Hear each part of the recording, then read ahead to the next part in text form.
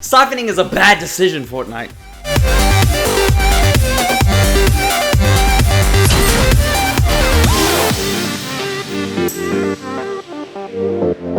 So this video pretty much goes out to everybody that thinks that siphoning is a good idea. This is to the ninjas of the world and everybody that's been supporting a lot of pro gamers that have been supporting the concept of siphoning in Fortnite. So for those of you who don't know what siphoning is, it was a game mechanic inside Fortnite that they introduced for a very short period of time. You knock somebody, right? And then they crawl around on the floor and then you finish them off. They drop all their loot and you get some health and you get some shield out of it. It's a bad idea for many reasons. Pro players really enjoyed it, and they're the ones who are most vocal on social media, because if they are solo squadding, which means that they're an individual that's jumping into a squad match, they are able to pick off an entire squad and then walk away with pretty much full health if they're successful. It motivates a gunfight, it promotes people to jump into fights which might seem a little bit overwhelming without that balance in it, but that just shows me that it's unbalanced. If you're an individual jumping into a squad of 4, you shouldn't be able to take them out. It should be this momentous occasion that if you do take them out, you are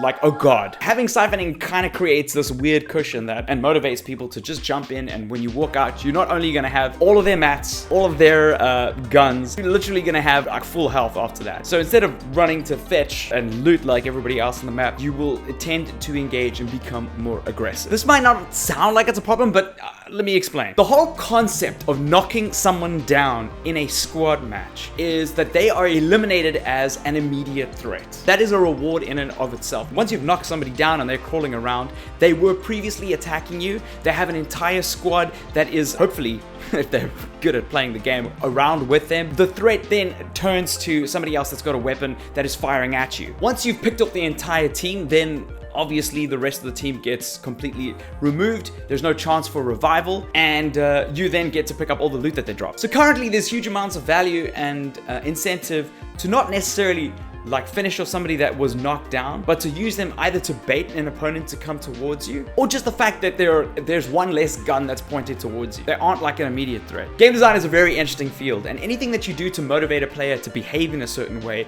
can change the dynamics of a game completely. So the siphoning thing is quite a big deal.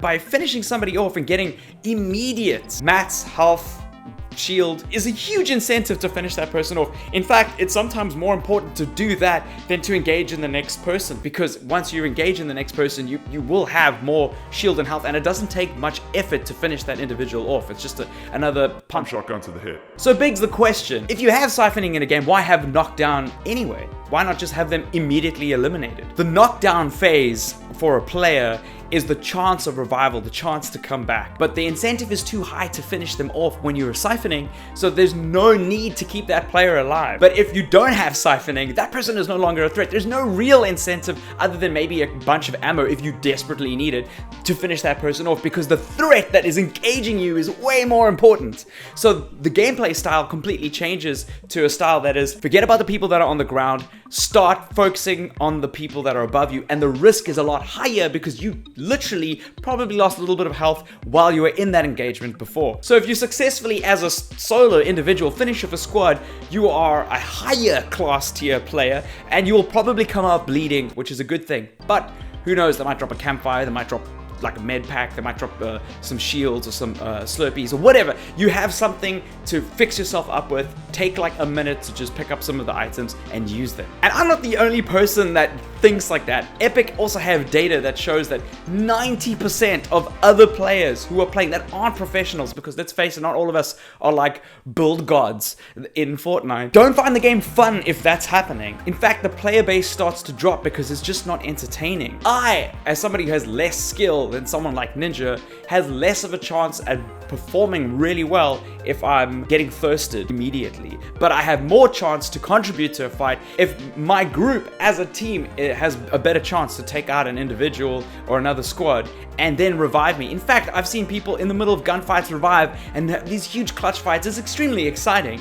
but it also means that I can have a more enjoyable experience. And I fall into the other 90% of the player base who are frustrated with siphoning. Problem is that the people that are the most vocal are people that are scrimming, that are doing tournament matches, that are huge streamers like Ninja, who benefits from having siphoning as a gameplay mechanism because it encourages him to just run and gun and be completely aggressive. No one else really stands a chance to fight in that situation. Obviously, it's more entertaining to watch that behavior in a game, but it sucks to be on the receiving end of it. And they're the loudest, so everybody else, even if you like a casual to Fortnite, are hearing the explanations as to why siphoning is such a good idea that you're probably not thinking about why siphoning was removed in the first place. Anyway, these are just my opinions. I would love to hear what other game developers have to say about this. I'd love to hear your thoughts on it. I hope that you're open-minded enough that if you held the opinion that siphoning was a good thing, that you entertained the idea that Epic removed it for a reason, and that game developers understand the games that they're making better than us that are playing them.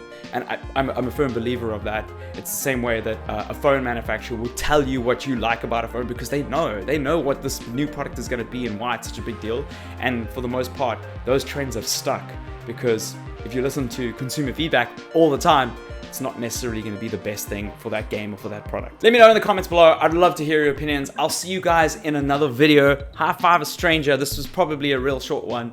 Oh, and if you guys are South Africans and you are watching the channel locally, I've got a couple of giveaways. I've got a couple of these Ryzen 5 2600 processors. I've already given away one of them. I'll hopefully give away a bunch more. I'm going to include all these links in the description below. And this amazing 25 centimeter Division 2 Brian Johnson agent figurine. It's 25 centimeters big. It's really big. Look at my face.